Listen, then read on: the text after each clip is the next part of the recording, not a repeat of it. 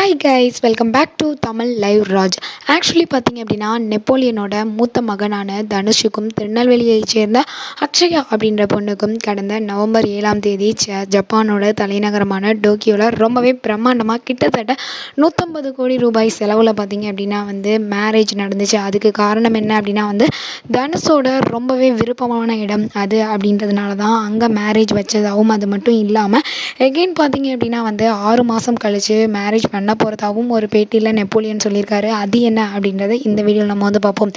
Actually பார்த்தீங்க அப்படின்னா நெப்போலியனோட மூத்த மகனான தனுஷ் தசை சிதைவு நோயால் பாதிக்கப்பட்டாலும் அவருக்கு ரொம்பவே சிரிச்ச முகத்தோட ஒரு அழகான தேவதை மனைவியாக கிடச்சிருக்காங்க அப்படின்னு தான் சொல்லாமல், அது மட்டும் இல்லாமல் முழு சம்மதத்தோட யாரோட கட்டாயமும் இல்லாமல் தானே தனுஷை ஏற்றுக்கிட்டு வாழ்க்கை முழுக்க டேக் கேர் பண்ணுறதாகவும் அவங்க சில பேட்டிகளில் கொடுத்தது ரொம்பவே கேட்குறதுக்கு சந்தோஷமாக இருக்குது.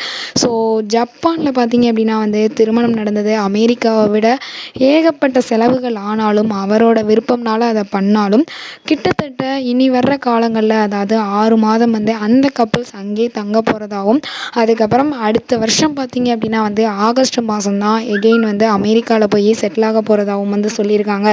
ஸோ அவங்களோட ட்ரிப் எல்லாத்தையுமே ரொம்பவே ஜாலியாக என்ஜாய் பண்ணிவிட்டு எகெயின் பார்த்தீங்க அப்படின்னா ஜப்பானில் மேரேஜ் பண்ணனால அது அமெரிக்காவில் செல்லுபடி ஆகாததுனால அமெரிக்காவில் எகெயின் 6 மாதம் கழித்து மேரேஜ் பண்ண போகிறதாகவும் நம்ம நெப்போலியன் ஒரு சில பேட்டிகளில் பார்த்தீங்க அப்படின்னா சொல்லியிருக்காரு.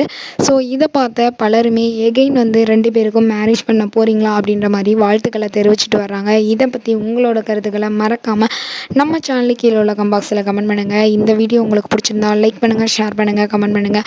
அப்படியே நம்ம சேனலை சப்ஸ்கிரைப் பண்ணிடுங்க. ஓகே, பாய். உங்களிடமிருந்து விடைபெறுவது உங்கள் கனகராஜ்.